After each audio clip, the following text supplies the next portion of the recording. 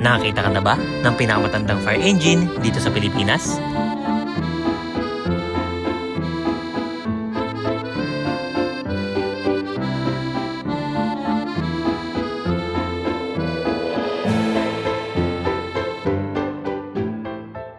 Welcome sa ating bagong series na The Old Manila Fire Department, na kung saan ay bibisitahin natin ang mga unang naitang fire station dito sa Pilipinas. August 7, 1901 nang nagsimula ang Manila Fire Department na merong unang 4 na fire station. Ito ang Tanduay, Santa Cruz, Paco at Intramuros na itinayo pa ng mga Kastila. At sa bidyong ito ay pupuntahan natin ang Intramuros Fire Station.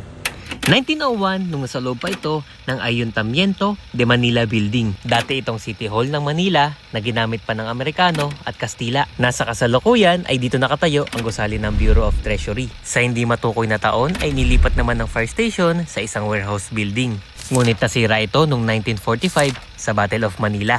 At 1960 nung muling itineo ang Intramuros Fire Station sa parehas nitong lokasyon na makikita natin hanggang sa ngayon.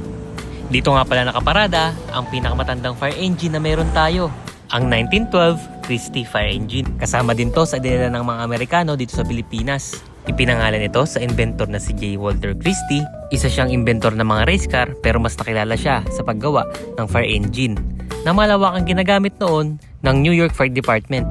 At ito ang unang pumalit sa mga kabayo ng horse-drawn steam pumper.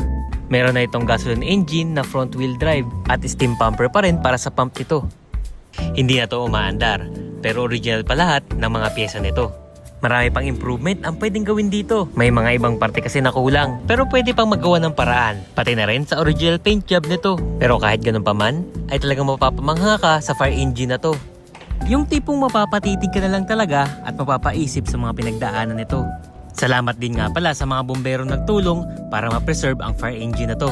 At kung gusto nyo itong makita ay nasa harapan lang ito ng Intramuros Fire Station. So, ayun lang. Bye-bye!